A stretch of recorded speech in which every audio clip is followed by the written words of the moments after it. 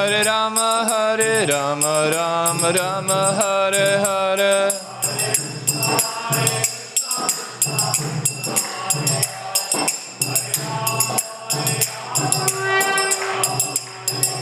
Hare Krishna, Krishna Krishna, Hare Hare, Hare Rama, Rama Rama, Hare Hare.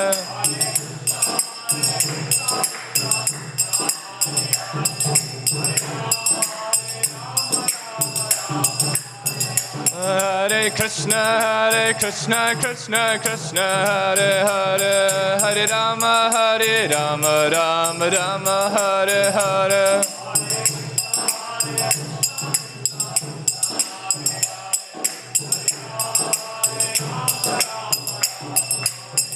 Hare Krishna, Krishna Krishna, Hare Hare, Hare Rama, Rama Rama, Hare Hare.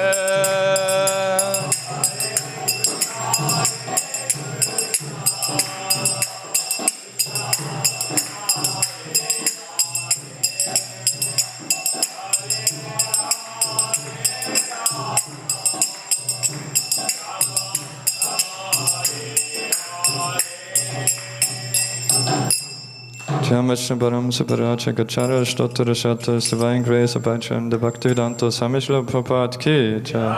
Vishnu Param Suparacha Gachara Stottara Shata Divine Grace Bhaktisiddhanta Saraswati Goswami Maharaj Srila Prabhupada Ki Jai. Grantaraj Srimad Bhagavatam Ki Jai. Nitakora Paramananda.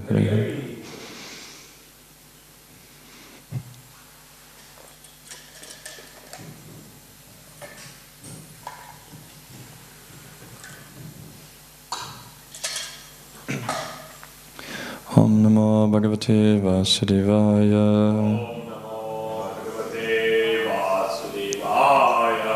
Om Namo Bhagavate Vasudevaya. Om Namo Bhagavate Vasudevaya.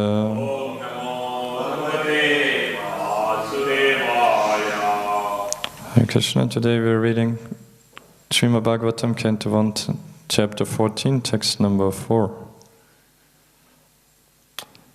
Chima prayam vyavaritam Shatamishram cha saridam Pitrimatriya surit pratriya Tampatinam cha kalkanam Chima prayam vyavaritam Shatyamishram cha saridam Pitrimatriya surit bratriya Tampatinam cha kalkanam Chima prayam vyavaritam Shatyamishram cha saridam Pitrimatriya surit bratriya Tampatinam cha kalkanam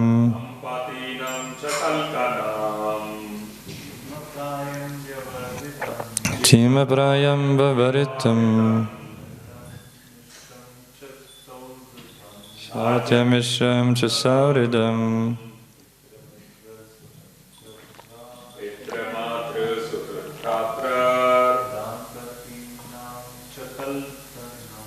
Tampatinam cha kalkanam Chima prayam vyavaritam Shatyamishram cha sauridam Pitrimatriya surit pratriya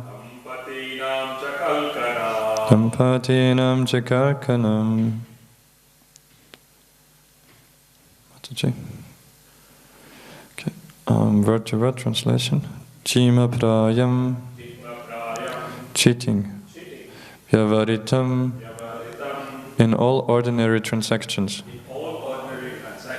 Shatya, duplicity, mishram, adulterated in, cha, and saridam, regarding friendly well-wishers, pitriya, father, matriya, regarding the mother, surit, well-wishers, bratriya, one's own brother, dampatinam, regarding husband and wife, cha, also, kalkanam, mutual quarrel. Translation and Prabhupada by His Divine Grace of Bhajam, the Bhaktivedanta Swami Srila Prabhupada ki jai. All ordinary transactions and dealings become polluted with cheating, even between friends. And in familial affairs, there was always misunderstanding between fathers, mothers, and sons, between well-wishers and between brothers. Even between husband and wife, there was always strain and quarrel. Prabhupada. A conditioned living being is endowed with 4 principles of malpractice, namely errors, insanity, inability, and cheating. These are signs of imperfection, and out of the 4, the propensity to cheat others is most prominent. And this cheating practice is there in the conditioned souls, because the conditioned souls are primarily in the material world, imbued with an unnatural desire to lord it over the material world. A living being in his pure state is not conditioned by the laws, because in his pure state he is conscious that the living being is eternally subservient to the Supreme Being. And thus it is always good for him to remain subservient, instead of falsely trying to lord it over the property of the Supreme Lord. In the conditioned state, the living being is not satisfied even if he actually becomes the lord of all that he surveys, which he never becomes, and therefore he becomes the victim of all kinds of cheating, even with his nearest and most intimate relations. In such an unsatisfactory state of affairs, there is no harmony, even between father and sons or between husband and wife. But all these contending difficulties can be mitigated by one process, and that is the devotional service of the Lord. The world of hypocrisy can be checked only by counteraction through devotional service to the Lord and nothing else. Maharaj Yudhishthira, having observed the disparities, conjectured the disappearance of the Lord from the earth.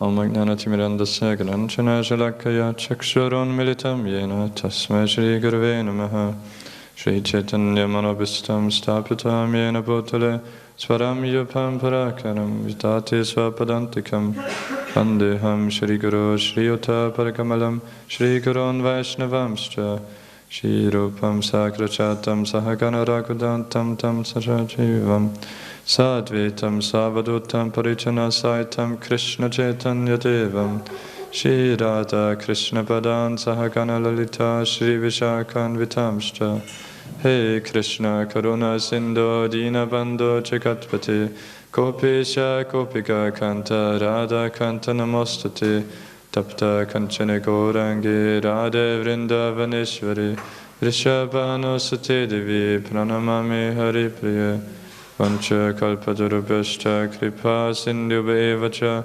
Patitanam Pavanebhyo Vaishnavebhyo Namo Namaha Jai Shri Krishna Chaitanya Prabhu Nityananda Shri Advaita Gadadhara Shri Vasadi Gaura Bhaktarinda Hare Krishna Krishna Krishna Hare Hare Hare Rama Rama Rama Hare Hare Hare Krishna Krishna Krishna Hare Hare Hare Rama Rama Rama Hare Hare Hare Krishna Krishna Krishna Hare Hare Hare Rama Rama Rama Hare Hare.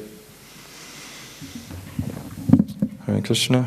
Welcome to Srimad Bhagavatam class. Thank you for coming. And I seek the blessings of all the assembled Vaishnavas, that I may somehow be used as an instrument to glorify Srimad Bhagavatam despite my disqualifications to sit here. So, yeah, we started a chapter, I think 2 days ago, now being titled The Disappearance of Lord Krishna. And So we heard from His Grace Ganesham Prabhu and His Grace Rasamrit Prabhu that all that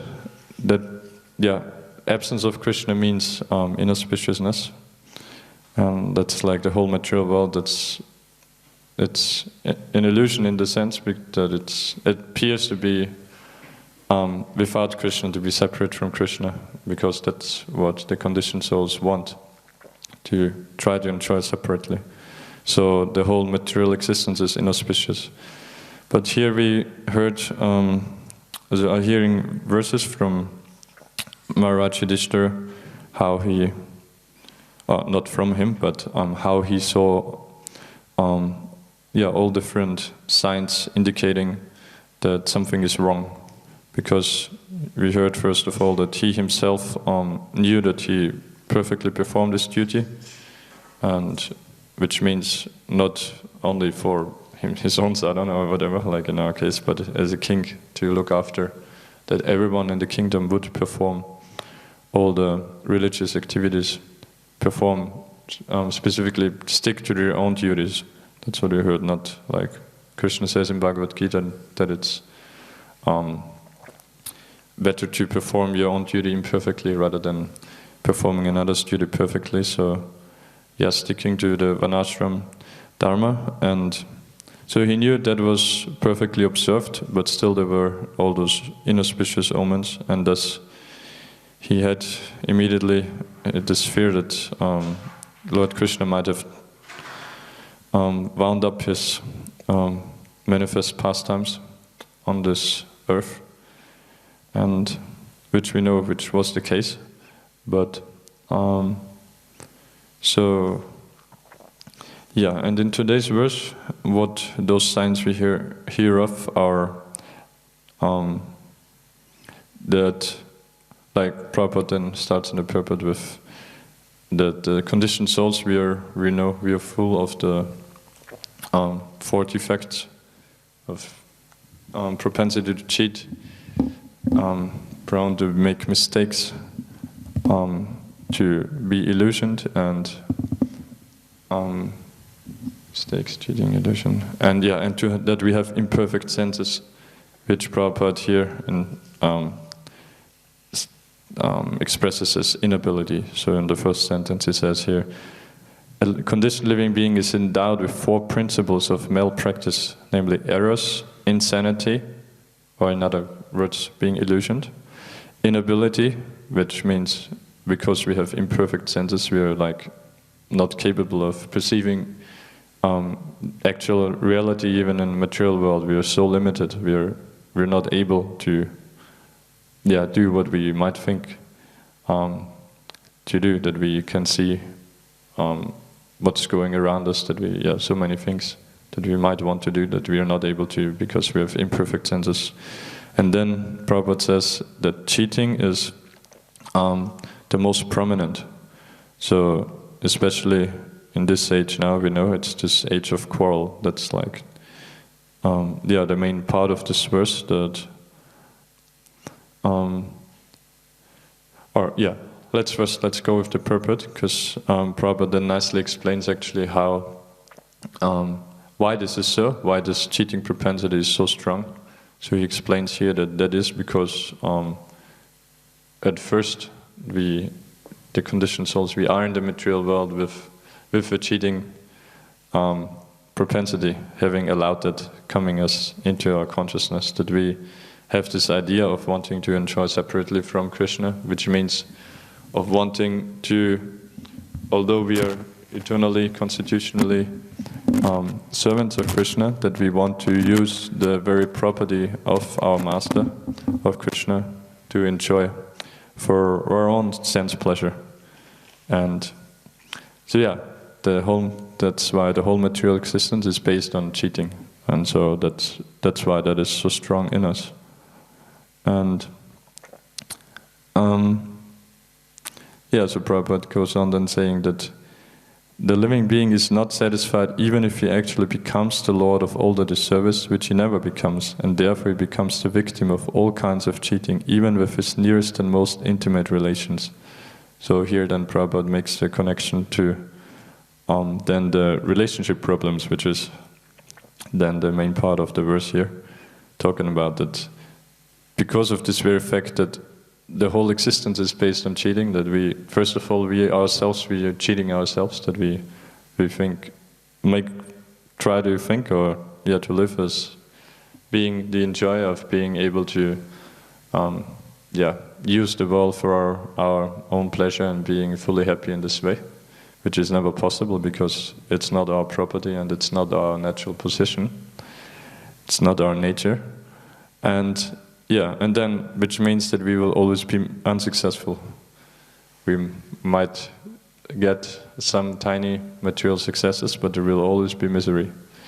And this does naturally then, and there is always competition. That's then the main thing why then there's cheating with others, because we think then that a conditioned soul never thinks that we ourselves are at fault. We always think that I'm not successful because of this person or that person or those circumstances.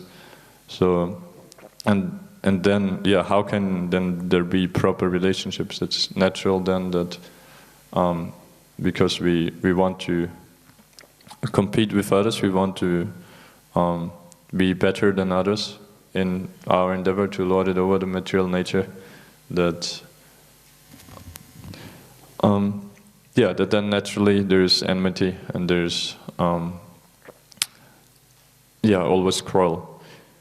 Then why do we have relationships at all then, material relationships? Well, it's because we think that some persons, they have some common interest, that we think then, we see it's so hard to be successful out there in the fight for material pleasure. Then we think, if I bond up with this person, this particular person, we might seem we have common interest, together we might be more successful. So that's how we form various relationships and so-called friendships. But still, of course, in those relationships it won't work out so perfectly as you might think. Because at the end of the day, still, even if we might have common interest in terms of, achieving this material goal, but still, every conditioned soul is selfish, because that's, like I said, the initial endeavor, initial goal that we want to enjoy separately from Krishna, which is based on selfishness. We don't want to serve. And so then in whatever relationship, even if some might be apparently better than others, but still there will always be some friction and some, because every conditioned soul is dissatisfied, so it's then just a matter of, how much dissatisfaction do you experience in this relationship and do you express, and so it's all based on in no relationship actually a conditioned soul, even if with your closest friend, you might share almost everything, but also you will never be fully open, because you always have your own agenda. You always have anxiety about your security materially, about your future, wealth, everything. So it's always, it's always kind of diplomatic. You reveal something, but don't not your full heart. And after all, even what is your full heart in the material existence? It's still illusion anyway, because as long as you're acting under this illusion of being a lord of the material nature, then you don't even know yourself, and then what to speak of based on this wrong, false identity of forming real good relationships. And then Prabhupada winds up by saying that all this disparities and disagreements, all of that can only be mitigated by one process, and that is devotional service of the Lord. And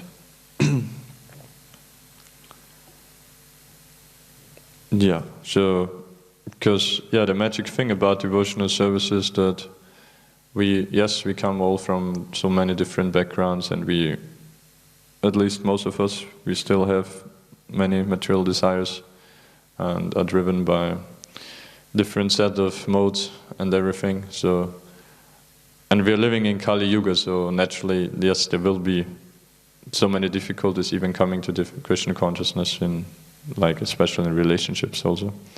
But still, if we somehow or other manage to keep in the forefront this our all common goal, which is to please Shri Shri Radha Gopinath, to dedicate ourselves fully to devotional service, then all those apparent reasons that we might be usually naturally take as reasons to argue and to be what's the word? To feel bad with others, whatever. Then it won't actually affect us if we always keep ahead. Okay, what is it? How can I please Krishna best? And how? Yeah, and in one sense, it's very easy because if we remember that Krishna tells us that the devotees are even more dear to him than his own self. So if we keep that in mind, then however important and any issue might seem that we might want to push over another devotee, like thinking, yeah, that's wrong, or that's like he didn't treat me properly, I have to tell him, whatever. Then we know, okay, the most important for me is always my relationship with Gopinath, and for that matter also my relationship with the devotees. And my only way to please Gopinath is to serve and please his devotees. And so my thinking that I could still please Gopinath if I disrespect or offend his devotees in some way or other, then we know that's not going to be the case, because that's the most dear thing to Krishna, his devotees. And so in the translation, as I was reading it now, thinking it's if someone from some karmi would read that, especially last sentence, he would perhaps laugh and think, what is kind of absurd text, because describing all the different relationships that a living being has, described here in the verse, that all those, like all ordinary transactions and dealings become polluted with cheating, even between friends and then in all the familial affairs. And then in the last sentence, it said, even between husband and wife there was always strain and quarrel. And which indicates that that's like very extraordinary, that there would be quarrel between husband and wife. Which obviously nowadays is completely natural.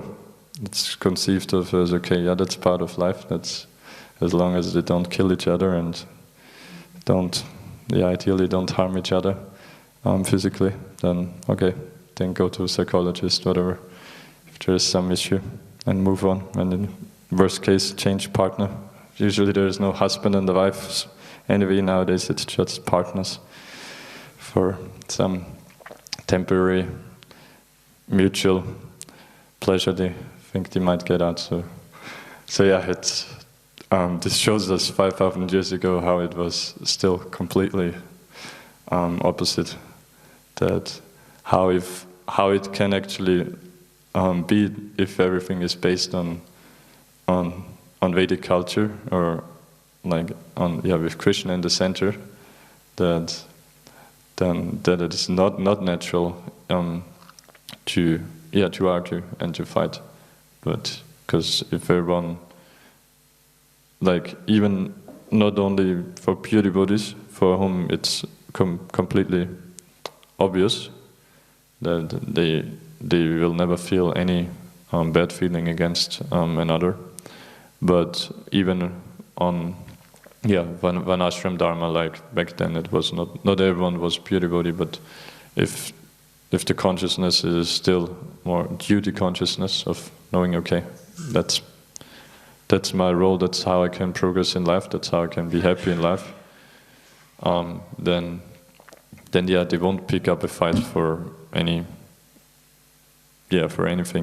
if it's not like, for concerning the duty. So, that's found it quite funny, and that's something we can, like, having that in mind, that okay, on the one side we are living in Kali Yuga, coming from Kali Yuga, so that we always know, there will always be some disagreements, some disparities, even in our relationships with devotees. So and like, I think His Grace, I forgot. But I heard that in one lecture that one good way of keeping relationships proper is to, when there is something, to always think, okay, that's not this devotee, and often it's in some argument or in some situation where it's heated up the mood, then it's also hard to put the blame on ourselves, because most of us, we are not so humble, so surrendered yet. Then it's easy to think, okay, that it's actually Kali Yuga, it's Kali Purush who is in here, who is trying to create this quarrel, because after all, we are the ones who are acting against him. We try to reverse, like Prabhupada said, we can create a situation like in Satya Yuga simply by following the process of devotional service for Harinam Sankirtan here.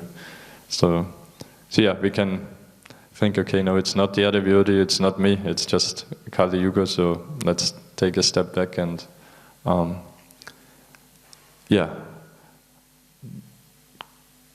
do it as act from a more neutral point again. And yes, ultimately, of course, we want to come more and more to this position where we actually feel humble and actually become servants of the holy name. Like, I think 2 days ago in the morning we read in Srinamamrita, when Lord Chaitanya Mahaprabhu tells, when he's asked by Prakashananda Saraswati, the leader of the Mayavads at that time in Benares. So that was during the stay that Lord Chaitanya had there in Benares.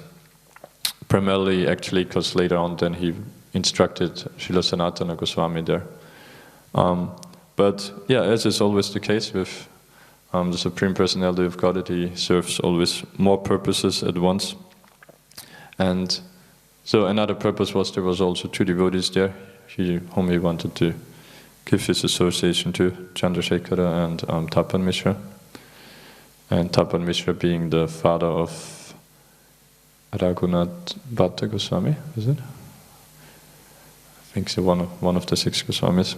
So, who was a small boy at that time, but got also, in this very young age, the opportunity to serve Mahaprabhu, wash his plates, wash his feet, I think, things like that. So, at that time, so the story was actually that the Mahaprabhu, he never associated with the Mayavad sannyasis there, obviously, because he didn't want to, and he also to set an example that, like, we have no business whatsoever with Mayavad. Like, he stresses so many times, that's so dangerous to even hear a little bit of them. But then one day, his 2 devotees there very anxious, telling Chaitanya Mahaprabhu that we cannot bear this anymore, this blasphemy of this Mayavad sannyasis, because they were thinking of Mahaprabhu as being just a sentimentalist, of just not studying Vedanta, just chanting, singing, dancing with all those other sentimentalists. And yeah, so in that way then those two devotees, Tapan Mishra and Chandrasekhara, were appealing to the Lord to please do something about it, that otherwise they have to give up their lives. Because after all, if we hear blasphemy of the Lord, the Vedic injunctions are to either, best case, first of all, to defeat them in argument, which, yeah, interestingly, Prabhupada says in the Prabhupada, which indicates that at that time, at least, those two devotees were not top-class devotees, because they didn't do that. A top-class devotee would do that, if possible. Or then second, to give up your life, or third, at least to leave the place immediately. So that's why they said, otherwise we have to give up our lives. We cannot bear this blasphemy. And as by his sweet arrangement at that very time, then a Brahmana came and visited I think it was the house of Tapan Mishra or Chandrasekhara, I'm not sure, one of them, where he stayed, and appealed to the Lord that I know that you never associate with those Mayavad sannyasis, but please accept this invitation. I would like to invite all the sannyasis, including you. And so Mahaprabhu did accept at that time, because it was his own arrangement he wanted, because that's how he then delivered them. And in the same way also, in one delivered his two devotees who otherwise would have committed suicide. So then at this, there was this big assembly with the Mayavad sannyasis there, and the discussion, and at one point it came to that what we read then yesterday, that Mahaprabhu tells, when he's asked about why do you just chant Hare Krishna, why don't you study Vedanta, then he tells, because that's what, we know famously, he knows that because I'm a spiritual master said that I'm a fool, that I'm not qualified to study, rather I should just chant Hare Krishna. So he says, I chant Hare Krishna because that's what my spiritual master told me. And in the Prabhupada, Srila Prabhupada tells that first of all that actually to really chant Hare Krishna, it's not such a cheap thing like we might think. Being devotees, it's so easy that we do, but actually it says there, if you don't have faith in the words of your spiritual master, you won't have the authority to chant the holy name. So that's firstly a nice point I found there. And then further he goes on to say what we read then, that about because Chaitanya Mahaprabhu, he showed us how to be servants of the holy name. So we know like that the Trinada Pisa Nichina Taroa Pisa Hishnana Manina Manatina Kirtina Sada Harihi, that is said to be, that's the secret of how to chant Hare Krishna properly, and thus how to attain spiritual perfection, which is ecstatic love for Gopinath, love for Krishna. And Prabhupada there, in this Prabhupada, contrast to those who are not following in the footsteps of Mahaprabhu to become servants of the holy name, but who rather just chant to make a show. Prabhupada says there that they won't attain perfection. All they will gain is they might increase their Bhava secretion.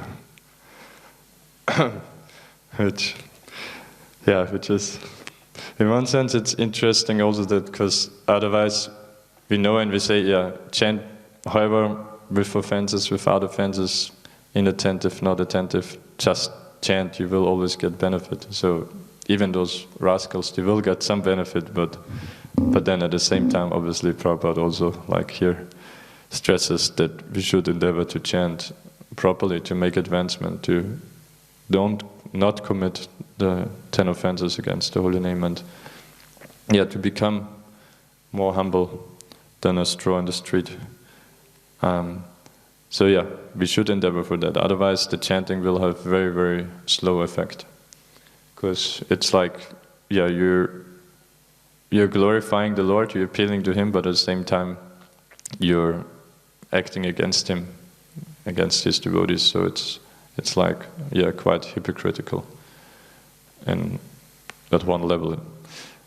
And that's like one main quality that Mahaprabhu didn't like at all, hypocrisy. And so